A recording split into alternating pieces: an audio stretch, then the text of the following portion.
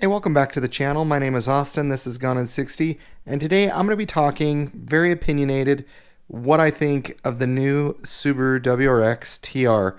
This is just my opinion, guys. If you guys want one, buy one. If you don't want one, don't buy one. However, after owning a lot of different cars, after owning the VB, after having a lot of experience with that car, I just want to quickly share my thoughts on what Subaru is doing. Please like, comment, subscribe, and let's jump into it. So, the Subaru WRX Tr, it first launched in 2006, and it's a little bit different from what it was then, obviously, to what it is now. The Tr used to be just extremely stripped down. It used to be just a very minimalist trim.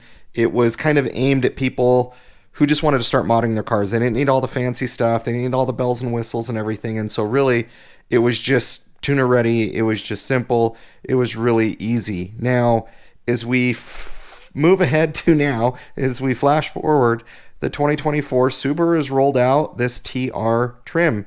And instead of a stripped down version, it is a fully loaded version. So something to note, the Recaro seats you couldn't get on a manual WRX. You had to get the Subaru Performance transmission. Now you can get it in the TR. And the TR, there's a lot of things that's going on with it, and I'll jump into price, I'll jump into everything. But let's cover just some of the, quick highlight, some of the things that are different. And honestly, one of the major weaknesses of the VB chassis, in my opinion, are the brakes. Like, I've had a lot of different performance cars. Some of them, have Brembo brakes, some of them don't. But the WRX is probably the worst stopping performance car that I've owned. It's fine as a daily driver, but if you're doing any type of aggressive driving in that car, you're going to want to upgrade the brakes. And so it's good that Subaru's listening, because with the TR, one of the major upgrades that they are doing is putting 6-piston Brembos up front, and then you have 2 pistons at the rear.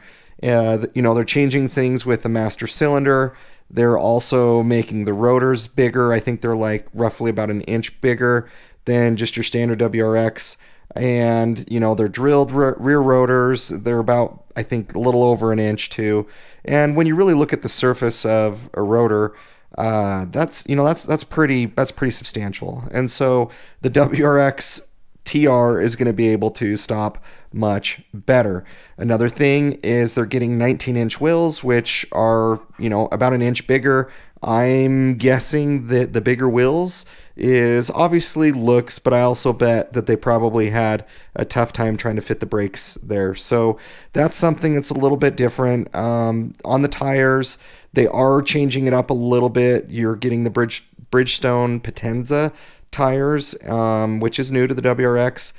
Springs and dampers, and this is according to Car and Driver. It's about 5% stiffer. Power steering is tuned for more feedback. Inside the TR gets ultra suede trimmed Recaro seats, which make it, like I mentioned, the only manual transmission WRX available with those. And you can only get the TR in a manual, so I applaud that. I like that. The TR doesn't have a sunroof, so that actually does save weight. I don't know off the top of my head how much weight, a sunroof saves, but it's probably pretty substantial. I'd probably say maybe, I don't know, anywhere from 70 to 100 pounds, maybe a lot less than that, maybe a lot more than that. But, the TR of olden days, it was just a stripped down version. And so, I like that Subaru's only offering in a manual. I like that, with a sunroof, they're just trying to save weight, and look at that. So, the TR, I think where you do delete the sunroof, you're almost at the exact same weight as the WRX Limited now. So that's good. It's a little bit different. So, guys, there's a lot of different things. I haven't driven one, so I can't tell you guys, hey, it's so much better. It's just amazing. I can't comment on that, nor will I comment on that.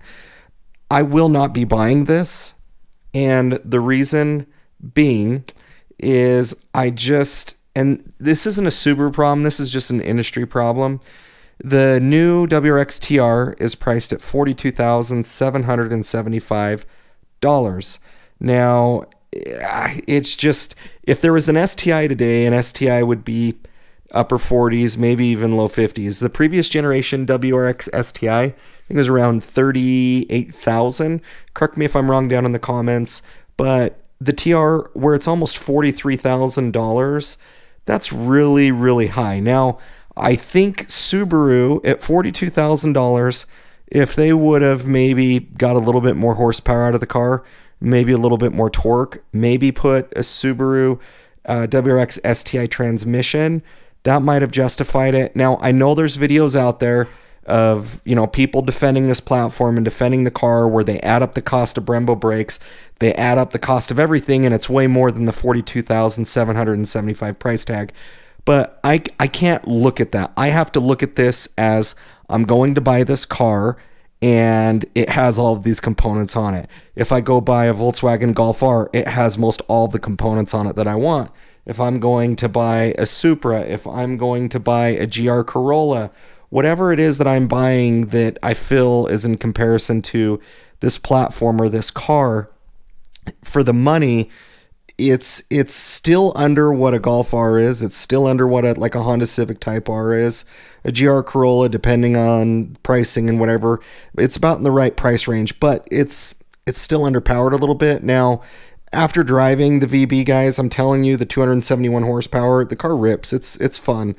But I just think Subaru, you know, there's some things they could have maybe done, because the weak point of these cars is the transmission. Now, these cars respond extremely well to modifications, just a simple air intake, tune, downpipe, intercooler. I mean, these cars can easily gain over just a few modifications, well over 100 wheel torque in these cars, and close to 100, if not more, horsepower. So this is a great platform.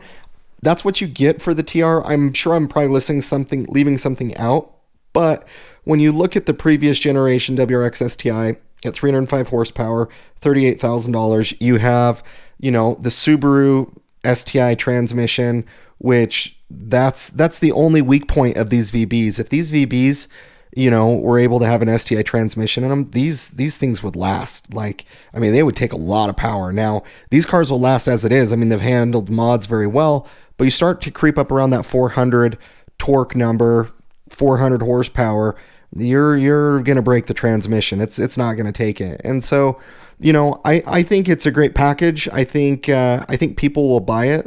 You know, I'll be curious to see, because Subaru's trying to, you know, this is kind of like a STI Lite, and, you know, there's plenty of videos out there, that compare the VB to an STI, and they're very, very similar.